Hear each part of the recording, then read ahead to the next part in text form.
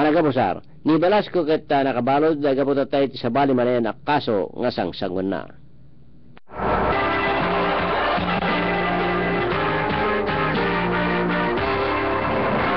Ti politika kadawan ti makaigawit ti siya sinaman at anya digiti bangsit na ti kalaban na may rakurak kinuna ni outgoing IBP President Mariano Nalupta Jr. Iti probinsya ti Ilocos Norte gapo dayto tayo ti sobra na datoy ket pinurwa kanan iti bangsit kadagiti aglalaban ti naduma-duma nga posisyon kang runan na iti national. Paset iti panagsarita ni Nalupta. Awam magaygawid di siya sinuman no ibaga na kita'y bangsit di kalaban na. Hasta mo tao mo magaygawid no ibaga na mari kita'y nasaya at karigi kadwa na. Tidikat nasaya at tamamuan tayo no sinuk katatao na kang kandidatos. Dahil so nga mismo ti agir irwaran ti bangsit tumunggal na isa. Di ka dadanton pagbasaran tayo no sinutin tayo bubutusan. Although politically akit may parit kumanig ito no hitting below the belt kapag sasaudan ka yung di mo may gawit ti tao no mapasaktam mo ibulta na mo dati mo na mga katatao mo dati kalaban na iso nga kanyak napintason na ito ta no makita ti agbubutos intero pagilian musinok katatao na giti kandidatos na kandidato ka gito ang nagruna ka giti para senador ta ibulbulta dami ng kinadakas na giti kakadwada. Paset ini panagsalita ni outgoing IBP President Atty. Mariano Nalupta Jr.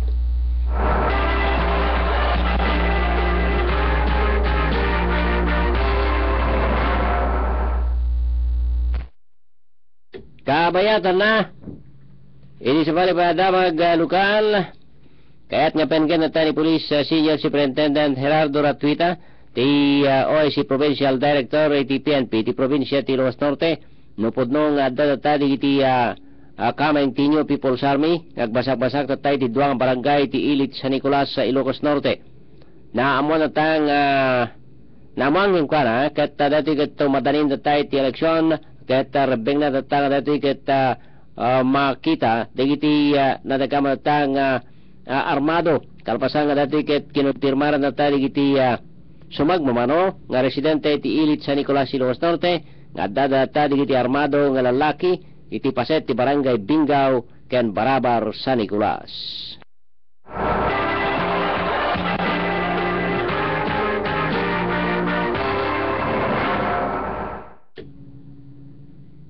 Sumabat manen natari iti sumabak manen natari iti runner iti second Ilocos Challenge Ultra Marathon para itatay iti 50 kilometers ni malagi tatanga ni Marcelo Bautista empleyado tatay iti Baguio City General Hospital ken Ultra Marathon runner kas champion number 15 runner iti 2013 Vibram Hong Kong 100K Ultra Sail Run and second champion iti 102 kilometer Ultra Marathon sa Jay Bataan. Sunod tatay iti Mang Depender iti kinakampyonato na iti probinsya ti Ilocos Norte nga dati ket tinawayan nga mangangay iti probinsya.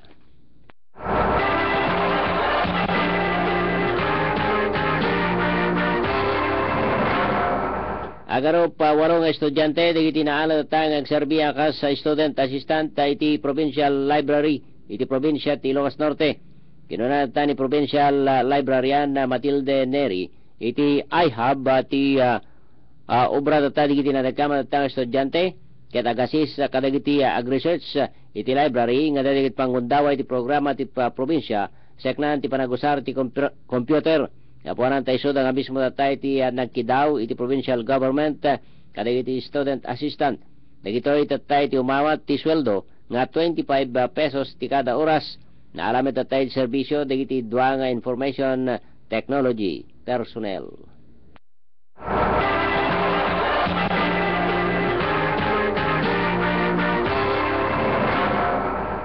Inday alawaden ti kadyan na damag manipo di Pag-asa Lawag International Airport. Pag-asa, please come in and good morning.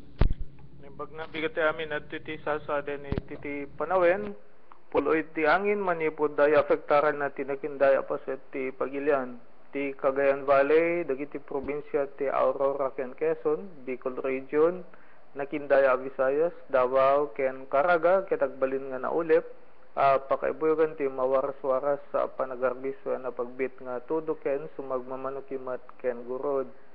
Dagiti dadong mapipaset ti Pagilian madan iti sumagmamanong nga ulip, aging gana nga pasaray na ulip, pakaibuyogan ti madiso-diso panagarbis. Marik na ti kalamis iti agsapa 20 ket 4 ti sentigrado ket bumaray iti aldaw 30 ket 2 ti sentigrado.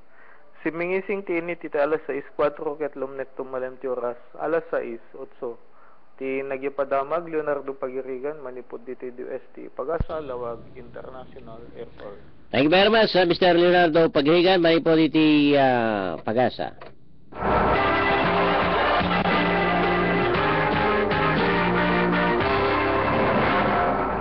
Impalgag iti Comelec iti siyudad iti Batak nga babayan ti Panangidoro ni Mrs. Josephine Balbas ang mapalinan tango sa ren iti website website da iti www.comelec.com.ph madati ket tapnon tigas dagat mamuan no anya ta digiti estado digiti butante segon keni Balbas kinunanang mabalimpay datang makita dati ket nakarehistro ken dadumapay nagiti butante dakal natang dati katulungan ti ag-verify para kadigiti umili.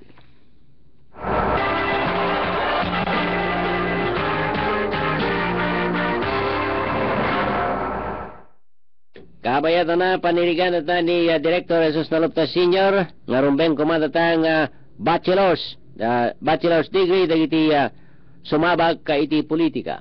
Sekna na iti dati nga banag malagip nga adda iti patakaran iti agdama iti biyang ti gobyerno nga digiti sumabag data iti politika ket basta makapagbasa ken makapagsurat.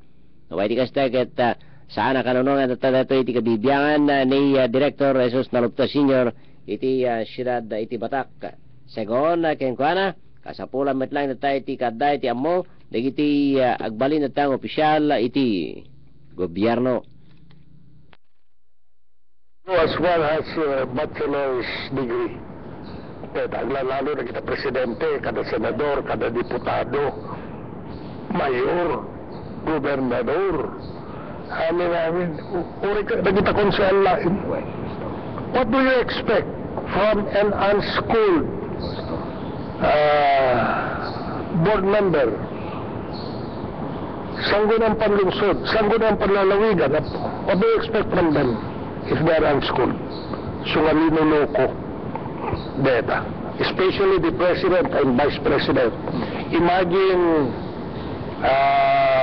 having jurisdiction over the entire population of the Philippines with varied and different culture and traditions. Kanagitaat po. No, awanti adal na. Yet, it is given education is very important in all aspects of living. The highest official of the land, makakandidato lapan, no reawan adal dan, must be able to read and write. So to me, the framers of this Constitution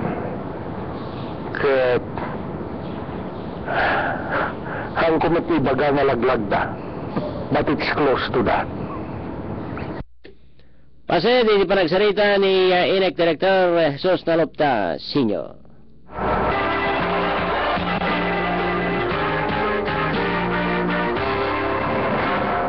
Kapaitan na itibadeng di Damag National.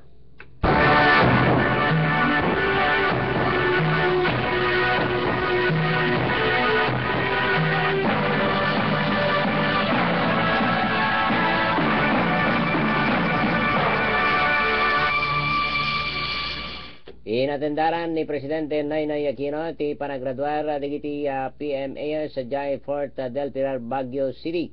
Sa dinatang ti anak kay di mesa tang tubtuba manipot tayo ti Hagonoy, Davao del Sur na dati kat nangyuna iti Philippine Military Academy Class 2013. Seknan iti nga banag in yawat ni Presidente Noynoy Aquino ti Presidential Xavier iti class valedictorian nga ni gesto ni Lanaha iti graduation rights iti 124 nga kadete iti class pudang pula wano sacred sword kalpasan tang dati ket iti syudad nga dati ket umabot tayo iti nadakama ta nga upat nga babae kadetes met iti simrek iti top 10 ni Vice President Jomar Binay iti adang nga nangyawat met iti Vice Presidential Saber iti salutatorian nga ni Mary Ann Balais manipot tayo iti La Trinidad Benguet ken dagiti adno pa tayo simrek iti top 10 nga isoda Poland Ancheta Banacqua, third Jesse Saludo ti Cavite, fourth ni Jocelyn Advincola, fifth John Luis Tulag iti Agusan del Sur, and sixth place Ferdinand Villanueva ti Villasis Pangasinan, and iti seventh ni Vanessa Factura, iti eighth ni Jet Kabantura Dumukog iti Gataran Cagayan, kaya ninth place ni ninth place kaya iti 10th place ni Myla Manuskan. Malagit tatang tiket ti naisagana matatay ti merienda ni Presidente Noynoy Aquino kadigiti PMA graduates sa karaman ta kadi pamilya ti Mansion House.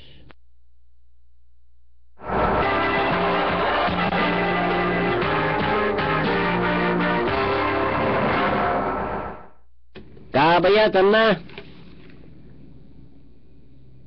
umabot na tayo ti mapatapatang umabot na tayo ti nasurok nga talo milyon na pisos ti balor dagiti smuggled nga motorsiklo ken luglugan na tanga nasabat ti tawan ti Bureau of Customs Commissioner Raisano Ropi Biason iti Port of Davao. Seknan ti dati nga banag dagiti nasabat nga smuggled Harley Davidson big bike ken Dodge car Ram 1500 model na dati ket impresenta ni Attorney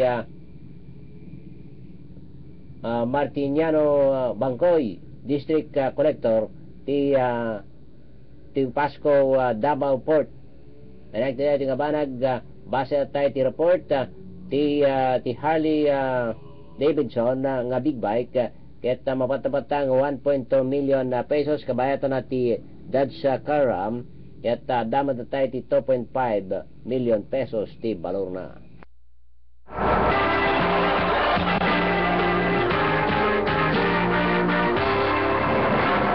Kabayatan na iti damag iti balasi tao.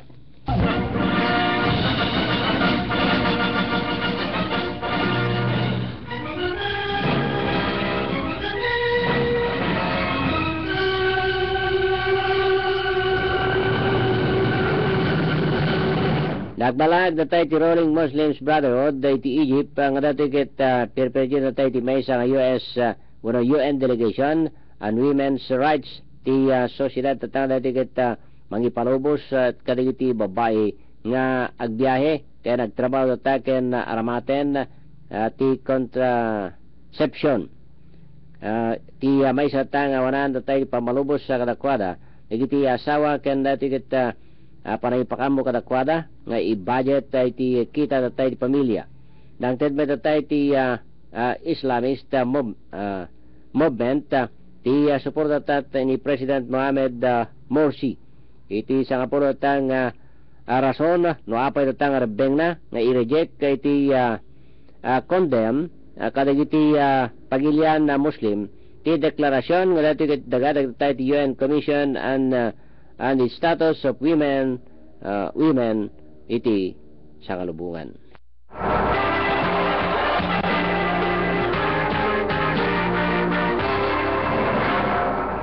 Dahiti soldado ka British nga dati nagserbi ti Iraq ken Afghanistan, particular ta kadagiti ubing nga dati lalaki nga dati simalang datay ti laban ket mas daktakkel datay ti tsansa nga dati makarami data kadagiti violente nga krimen ngem kontra kadagiti civilian counterparts. Second datay ti maysa nga dati managsukisok nga na-i-report ti doktor at kadagiti makatulong kadagiti opisyal ti militar nga dati ket mapasayat iti risk assessment iti nadakama tang lugar kadagiti aktibo tang dati nga military personnel.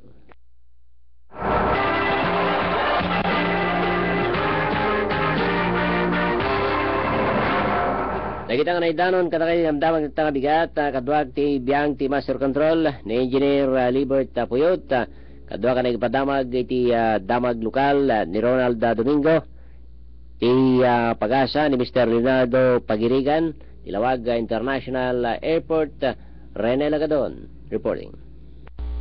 In 1970, RPN started the first TV newspaper program in the country. Informative, straightforward, unbiased, and trusted for years. It remains the longest-running English newscast on Philippine television. The RPN Newswatch with RPN Newscast, Monday to Friday, here on RPN.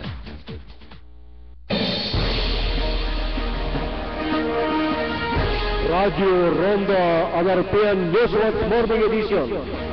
Pagkadanunan na itambamag iti kabukbutan tayo lugar dito kay Lukwan. National, international, sports kanda dumapay. Paspasama ka mang tet informasyon kada kayo amir sa lapada. Radio Ronda ang RPN Newswatch Morning Edition. Sumangbay kada kayo live audio and video streaming bagaan ti website ti DCRLbatak.tk. Radio Ronda ang RPN Newswatch Morning Edition.